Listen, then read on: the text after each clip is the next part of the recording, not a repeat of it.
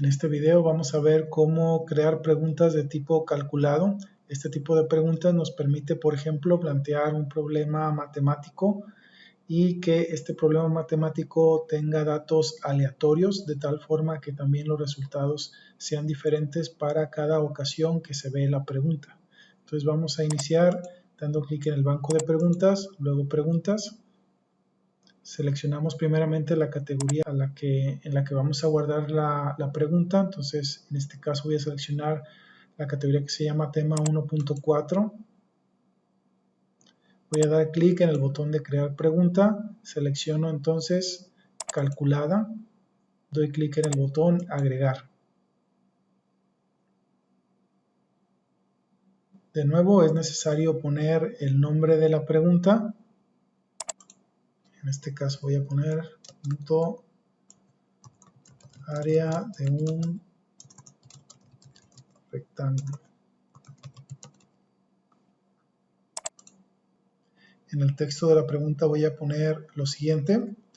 Voy a decir, calcula el área de un rectángulo que tiene una base de 35 centímetros y una altura de 72 centímetros. Entonces, lo que quiero con este tipo de preguntas calculadas es que no siempre diga que 35 ni que siempre diga aquí 72, sino que varíen esos números. Entonces, para lograr eso, en lugar de poner el número 35, voy a poner una llave, luego voy a poner una letra cualquiera, en este caso voy a poner una B de base y voy a cerrar la llave. Y de este lado, en lugar de poner 72, que es un valor fijo, voy a poner de nuevo una llave y luego una letra, puede ser una letra, puede ser una palabra, en este caso voy a poner una letra A de altura y voy a cerrar la llave. Una vez que ya especifiqué mis dos variables, porque aquí lo que estoy haciendo al poner estas letras entre llaves es especificando variables, valores que van a cambiar cada vez que se muestre esta pregunta. Una vez que yo especifiqué entonces las variables, aquí voy a poner la fórmula que da respuesta a esa pregunta. En este caso, como es el área de un rectángulo, lo único que tengo que hacer es multiplicar la base por la altura. Entonces digo que voy a multiplicar la variable A por la variable B.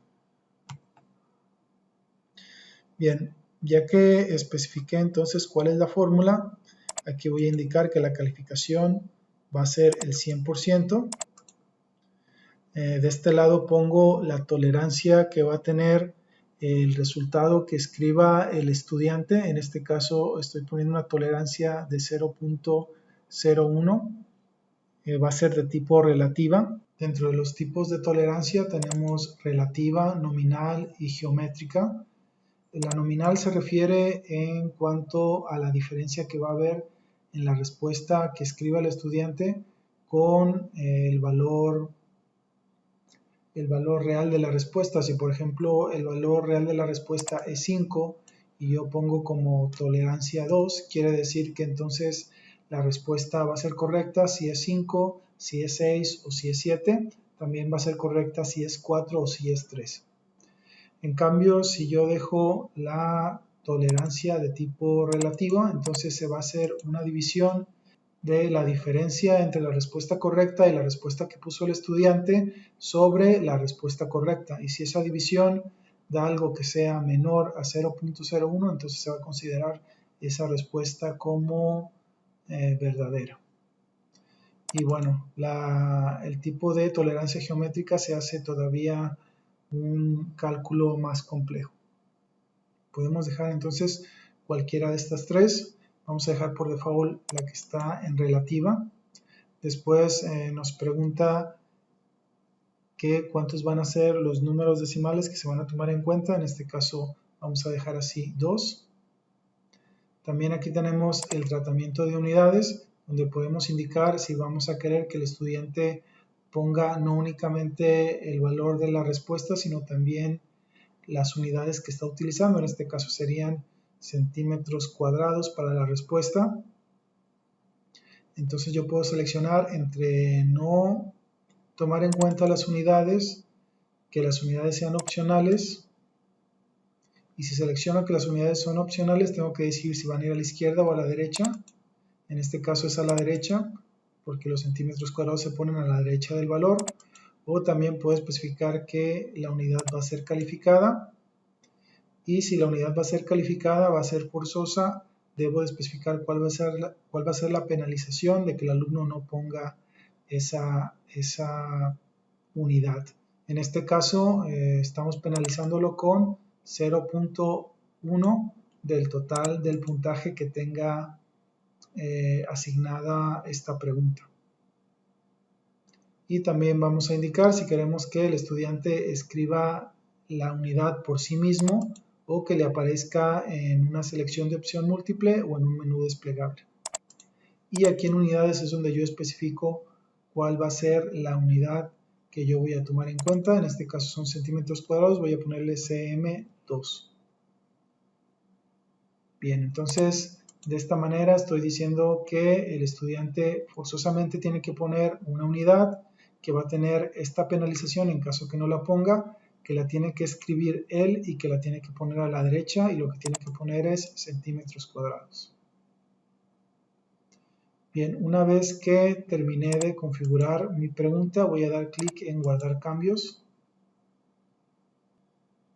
Nos muestra ahora esta página en la que yo elijo cómo voy a asignar los valores a cada una de las variables. Aquí tengo la variable A y la variable B. Me muestra dos opciones. Una opción es utilizar un conjunto de datos que tiene alguna otra pregunta, que es este caso, o utilizar un nuevo conjunto de datos.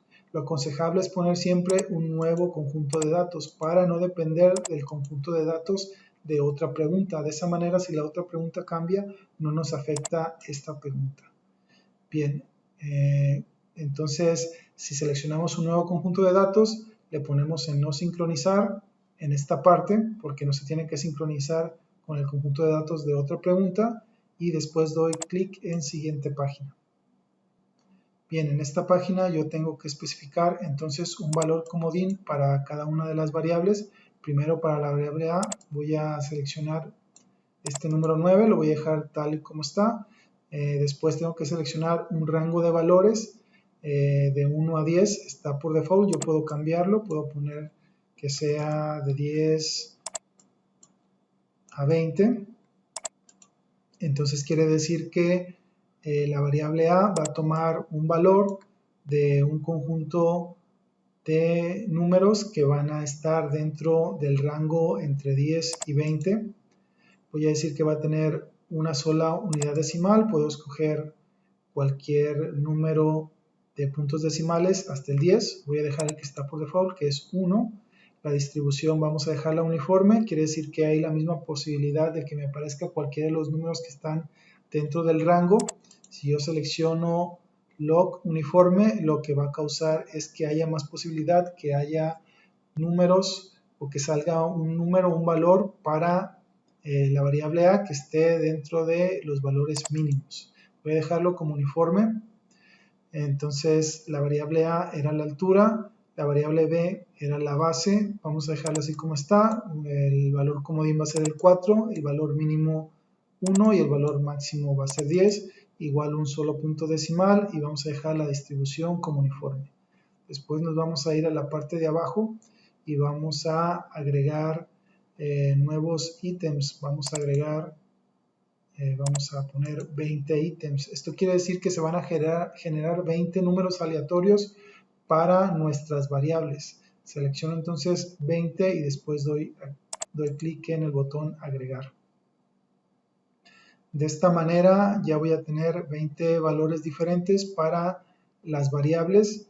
De esa forma, cuando un alumno vea el problema, ya se va a tomar cualquiera de esos valores.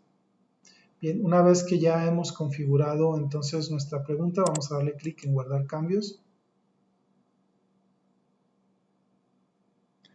Para ver cómo quedó la pregunta, voy a dar clic en vista previa y aquí podemos observar que me muestra el problema y me dice que la base es 4.6 y la altura 14.1. Voy a cerrar la vista previa y de nuevo voy a dar clic en el botón de vista previa. Me genera otra vez la pregunta y observen cómo ahora los datos son diferentes. Ahora es 9.1 y 18.5.